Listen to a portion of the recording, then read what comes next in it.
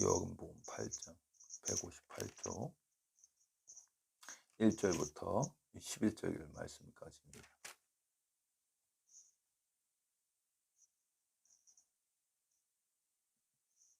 팔장 1절부터 11절 말씀까지입니다. 다 찾으셨으면 한 절씩 읽도록 하겠습니다. 예수는 감난산으로 가시니라.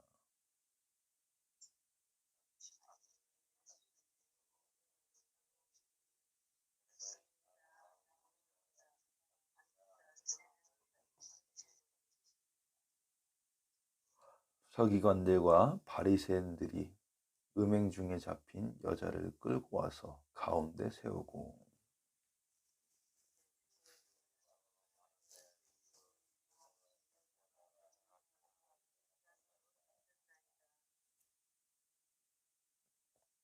모세는 율법에 이러한 여자를 돌로 치라 명하였거늘 선생은 어떻게 말하겠나이까.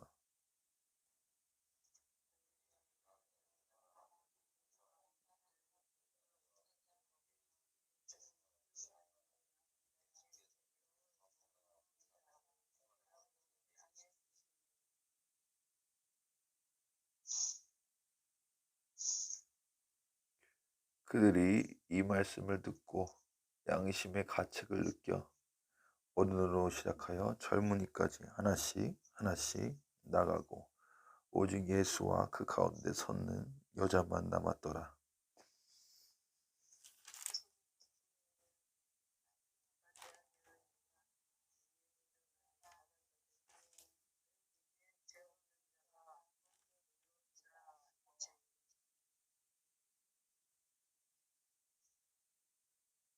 다시 몸을 굽혀 손가락으로 땅에 쓰시니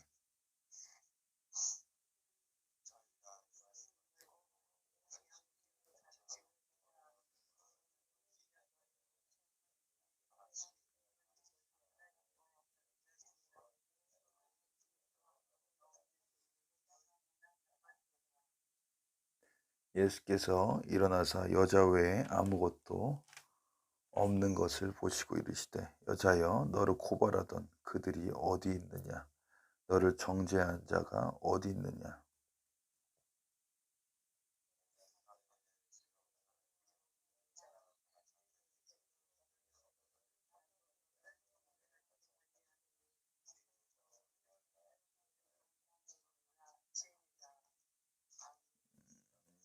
아멘.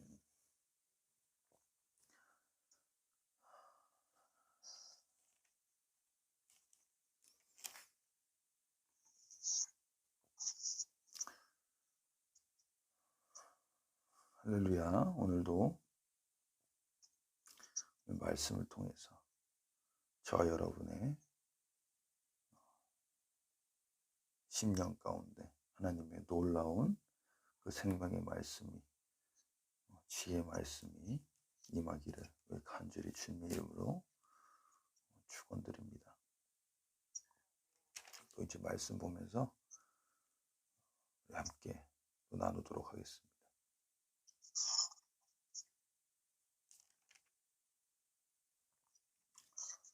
11절 말씀입니다. 11절 말씀 한번 읽어보도록 하겠습니다. 시작.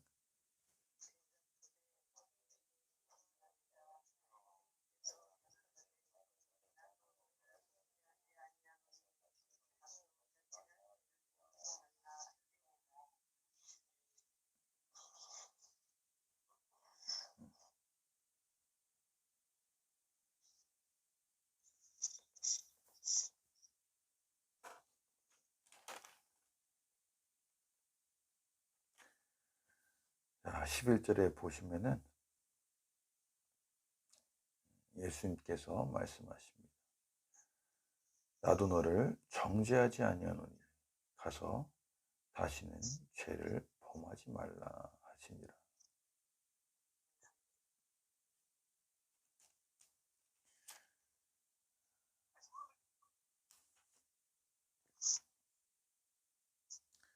오늘 본문 말씀의 배경은 뭐 그렇게 어렵지 않습니다. 예수님께서 성전에 올라가셔서 보니까 이제 누구야? 유대 지도자들이죠. 당국자들, 서기관들과 바리새인들이 예수님에게로 한 사람을 끌고 오는 겁니다. 보면은 3절에 서기관들과 바리새인들이 음행 중에 잡힌 여자를 끌고 와서 가운데 세우고 예수께 말하되 선생님이여 이 여자가 간음하다가 현장에서 잡혔나이다. 이 본문도 유명한 본문입니다. 많은 분들이 설교를 하시고 하는데 그 설교 들어보면은 그런 말씀을 하세요. 이 여자가 혼자 간음을 했냐? 요즘엔 그 뭐죠? 그게 없어졌다던데?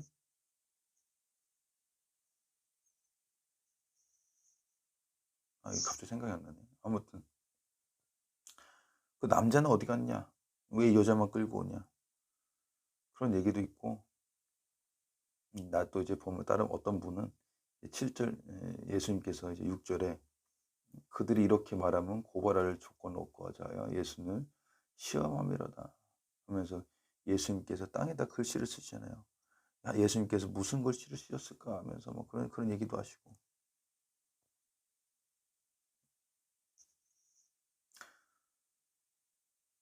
자, 이 당국자들, 유대 지도자들이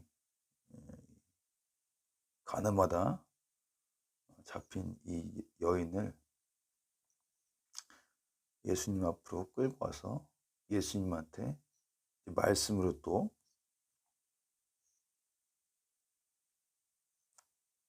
책 잡으려고 시비를 거는 거죠. 한번 찔러보는 겁니다. 5절에 보면 모세는 율법에 이러한 여자를 돌로 치라 명하였거늘 선생님은 어떻게 말씀하십니까? 6절에 그들이 이렇게 말하면 고발할 조건을 얻고자 하여 예수를 시험함이로라.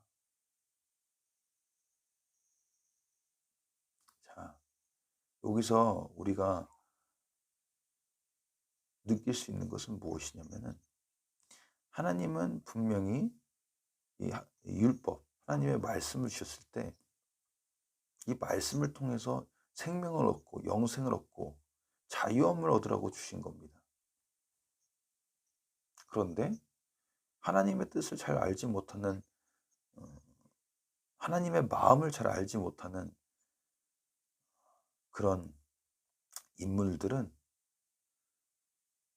이 성경 말씀으로 사람을 살리는 것이 아니라 성경 말씀을 가지고 사람을 억압하고 겁박하고 멍에 아래 묶어버리는 거예요. 이 가운데 자유함이 있고 즐거움이 있고 기쁨이 있어야 되는데 도리어 이 율법에 눌려가지고 죽어요. 그 밑에서 무거워가지고. 보세요. 이 음행을 했다 쳐요. 이 사람이. 그러면은 이 사람의 그 음행을 하기까지 여러 가지 과정들이 있었을 거고 이유가 있었을 거고 원인들이 있었을 거예요. 그런데 그것을 치료하고 회복하고 자유하게 하는 것이 아니라 끌고 와서 죽일 궁이라는 거예요. 이 여인만 죽이는 게 아니라 예수님까지 잡아서 죽일 궁리를 하고 있는 겁니다. 5절에 말하잖아요. 모세는 율법에 이러한 여자를 돌로 치라 명하였거든. 선생님은 어떻게 생각하십니까? 그들이 이렇게 말하면 고발할 조건을 얻고 예수를 시험합니다. 이게 뭐예요? 이게 마귀놀이지. 예수님께서 오신 하나님께서 오신 건 오직 생명과 영생과 우리가 부교함을 하기 위해서 우리 가난하게 되신 거잖아요. 성경 말씀. 마귀가 오는 건 뭐야? 빼앗고 죽이고 멸망시키가 그게 마귀 짓이지 뭐예요 이게? 그렇지 않습니까? 제가 너무 설교를 너무 어렵게 하나요? 간단하잖아요. 이게 마귀 짓이에요, 마귀 짓. 이거 분별해야 되는 겁니다. 같은 신앙을 갖고 있다고 해가지고 보니까 다 똑같은 것도 아니고, 똑같은 성경을 읽는다고 해서 다 똑같은 것도 아니고, 분별해야 되는 겁니다. 자, 예수님께서 이미 이제 다 꿰뚫어 보시고, 뻔하잖아요. 이게 말씀을 가리키고 있는데 음행한 여자를 끌고 와, 사람들이, 한 무리가.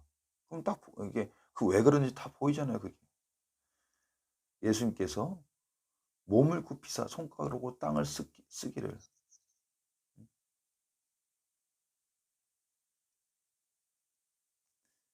이 무엇을 썼느냐, 이거는 논쟁이 많아요. 뭐 이제 말씀을 쓰셨다, 토라를 쓰셨다, 그러면서 뭐 이제 그러니까 율법이잖아요, 하나님께 주신 말씀. 그러면서 또 어떤 분들은 뭐 이제 뭐 이제 거기 모였던 모든 사람들의 뭐 이제 잘못들을 다 일일이 적었다, 뭐 그런 것도 있어요. 그런 말도 있고. 그러면서 이제 보면서 이제 너희 중에 죄 없는 자가 먼저 돌로 치라 한 다음에 또 이제 계속 쓰셨다고.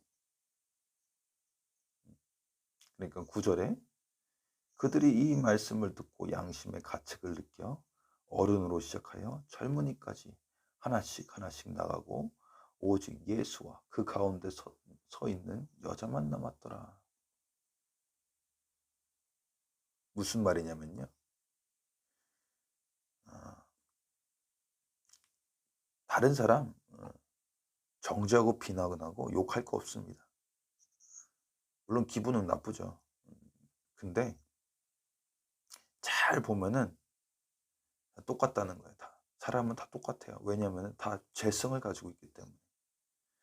아무리 선하고 아무리 착하다고 보여지는 모습이 착하다 할지라도 본성은 속일 수가 없는 겁니다. 죄성을 갖고 있기 때문에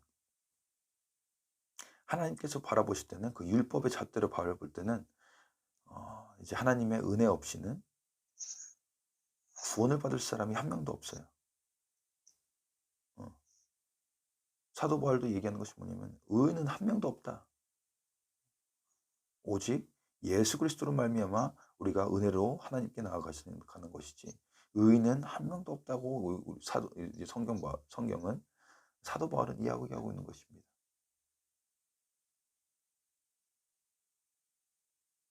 그래서 이제 우리 교회 안에서도, 공동체 안에서도 자꾸 누구 비난하고 정죄하고 뭐 따지고 그런 사람들은 자기 자신이 누군지 잘 모르는 사람이에요. 여기 보면은 이 서기관들과 바리새인들 같은 사람이 자기 죄를 땅에다 좀 써가지고 좀 읽어보면 되는데 그거는 모르고 자꾸 다른 사람 비난하고 손가락질하고 의미가 없는 거예요. 나중에 그대로 하나님께서, 지금 예수님께서 이게 우리 나중에 심판의 모습을 보여주시는 거예요. 지금은 땅에다 썼지만 나중에는 하나님 앞에서 그 생명책, 율법, 그 행위로 거기서 하나님께서 일일이 그 써놓은 것을 물으시는 겁니다. 그래서 우리한테 잘못한 사람도 물론 화가 나죠. 화가 나고 믿기도 하지만 이제 하나님께 맡기고, 우리 용서를 하는 것은 그 사람을 위해서 하는 것이 아니라 나를 위해서 하는 거예요. 그 상대방은 잘못했어도 몰라. 나만 화딱지가 나는 거지. 상대방은 이미 알았으면은 그걸 그렇게 화나게 하지도 않았어요. 잘못을 하지도 않았어요. 모르기 때문에 그렇게 상처 주고 실수하고 그러는 거지. 그렇기 때문에 우리가 굳이 우리에게 피해를 주는 그런 일을 할 필요는 없는 겁니다. 그런 일이 있었으면은 그냥 용서하면 돼요. 다윗처럼 이 모든 일을 하나님께 맡긴다. 나의 이 원수, 이 보복하는 것 다 하나님께 맡긴다. 하나님께서 처리할 것이다. 라고 하면 되는 것입니다. 자, 11절 한번 읽어보겠습니다. 시작.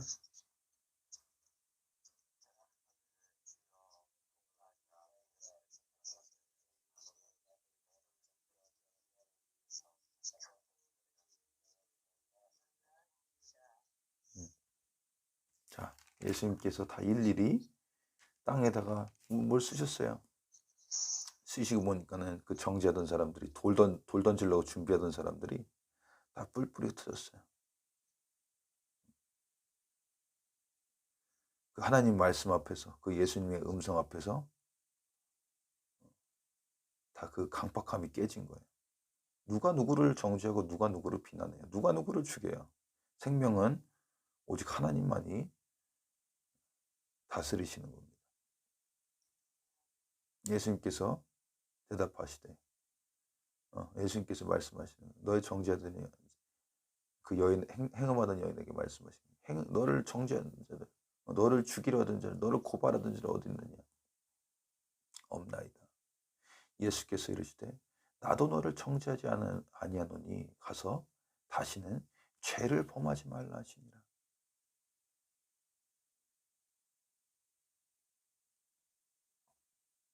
이 여인의 그 마음 가운데 무엇이 임했을까요? 예수님께서 말씀하시는 가르침을 듣고 이 여인 마음 가운데 어떤 깨달음이 왔을까요? 죽기 일보 직전이에요. 사람들 한 수십 명이 둘러싸고. 우리 유튜브 보면은 요즘에도 나오잖아요. 무슬림들 막 돌로 쳐가지고 죽이는 거 나오잖아요. 뭐 기독교인들 순교하고 돌 던지고. 딱 그 모습이에요. 죽기 일보 직전이에요. 죽기 일보 직전. 지금도 그런데 그때 당시는 어떻겠어요?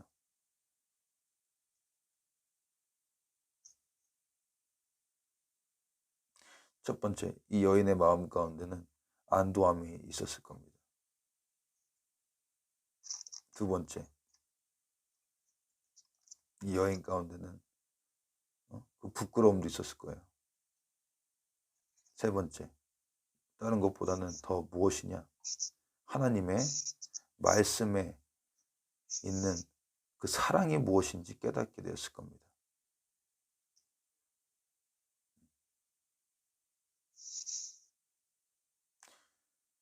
사랑하는 우리 동역자 여러분, 이겁니다. 제가 계속 말씀드리지만 이 성경 말씀은 우리가 이제 하나님을 믿는 것은 종교 생활이 아니에요. 종교 생활은 이 세상에 수십 개의 종교들이 있어요. 근데 이 하나님의 말씀을 단순히 규율, 단순히 규칙, 뭐 문화생활, 도덕, 뭐 철학 그렇게 만들어 버리면 모두가 힘들어지는 거예요.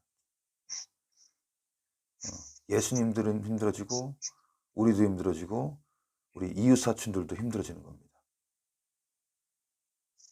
오늘 본문 보면 우리가 알 수가 있잖아요. 자, 우리 기억해야 되는 것은 이겁니다. 나도 너를 정죄하지 않으니 가서 다시 죄를 범하지 말라. 이것이야말로 예수님께서 말씀하신 가장 위대한 첫 번째 계명인 것입니다. 하나님을 사랑하고 내 이웃을 사랑하라. 이 여인은 앞으로 다른 데 못 가요. 그냥 하나님만 섬기고 이웃을 사랑하면서 사는 거예요. 그렇지 않겠습니까?